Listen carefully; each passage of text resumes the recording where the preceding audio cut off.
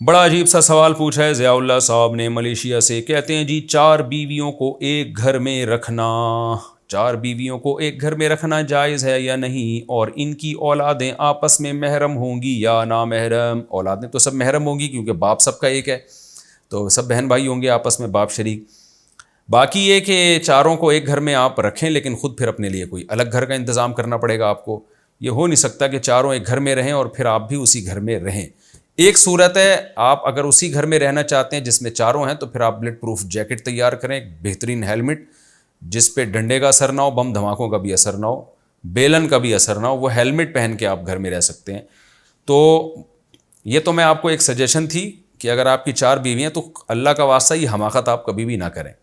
باقی شرعی مسئلہ کیا ہے؟ شرعی مسئلہ یہ ہے کہ بیویاں اگر راضی ہیں آپس میں ایک ہی گھر میں رہنے پر تو رکھ سکتے ہیں، راضی نہیں ہیں تو پھر ان کو ایک ہی گھر میں ٹھونسنا یہ جائز نہیں ہے، کیونکہ سوکن سے طبعی طور پر ایک نفرت سی ہوتی ہے، وہ نہیں برداشت کرتی اس کے وجود کو. ہمارے نبی کی کا طریقہ ہمارے سامنے ہے. آپ صلی اللہ علیہ وسلم کی 9 بیویاں تھیں، 9 کو الگ الگ گھر دیے، اگرچہ چھوٹے چھوٹے دیے لیکن دیے سب کو الگ. کہیں نہیں ملتا کہ ایک زوجہ کو 2 زوجہ کو ایک ہی گھر میں آپ نے رکھا ہو. تو شرعی مسئلہ بھی یہی ہے کہ ہر بیوی کو دوسری سے الگ گھر دینا پڑے گا آپ کو لے کے، چاہے پورشن الگ کر دیں یا پارٹیشن کر دیں، کچھ بھی کریں تو آپ کو الگ گھر دینا پڑے گا. ایک کی مرضی کے بغیر دوسری بیوی کو اسی گھر میں لا کے ٹھونسنا یہ پہلی کے ساتھ بھی ظلم ہے، دوسری کے ساتھ بھی ظلم ہے. یہ بالکل جائز نہیں ہے، گناہ کی بات ہے یہ.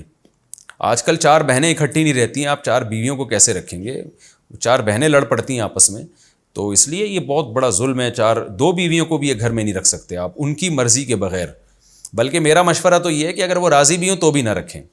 بعض دفعہ بیویاں راضی ہوتی ہیں جی ہم دونوں بہنوں کی طرح رہ لیں گی، رہنا شروع کرتی ہیں، پھر ان کے جو اختلافات ہوتے ہیں اس میں ایسی نفرتیں پیدا ہوتی ہیں کہ پھر اگر آپ ایک کو مریخ میں رکھیں اور ایک کو جو ہے وہ کسی اور سیارے پہ رکھیں تو بھی ان کے آپس میں چپکلش چلتی رہتی ہے، ایسی لامتناہی جنگیں شروع ہوتی ہیں.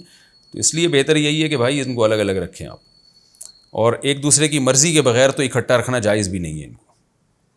بد زبانی کی وجہ سے تعلق ختم کرنا، کیا کسی مسلمان کے ساتھ اس وجہ سے تعلق ختم کر سکتے ہیں؟ وہ بد زبانی کرتا ہے اور گالم گلوچ کرتا ہے. احسن شاہ، حدیث میں آتا ہے سب سے بدترین شخص وہ ہے، حدیث کا مفہوم ہے کہ جس کی بد اخلاقی کی وجہ سے لوگ اس کو چھوڑ دیں. تو اس کا مطلب بد اخلاقی ایسی چیز ہے جس کی وجہ سے لوگ ہٹتے ہیں. تو اگر کوئی واقعی گالم گلوچ اور بدتمیز بد اخلاق ہے تو اس سے مکمل تعلق ختم کرنا تو جائز نہیں ہے کہ بالکل ہی منہ پھیر لیں، ایسا نہیں ہے. بس اتنا ریزرو ہو جائیں، تھوڑا سا سلام دعا رکھیں، السلام علیکم، کیا حال ہے بھائی، خیریت سے ہیں جی، وعلیکم السلام، اور طبیعت ٹھیک ہے نا، ٹھیک ہے، اپنا خیال رکھیے گا، چلیں بس اتنا بھی کافی ہے. تعلق زیادہ فری نہ ہو.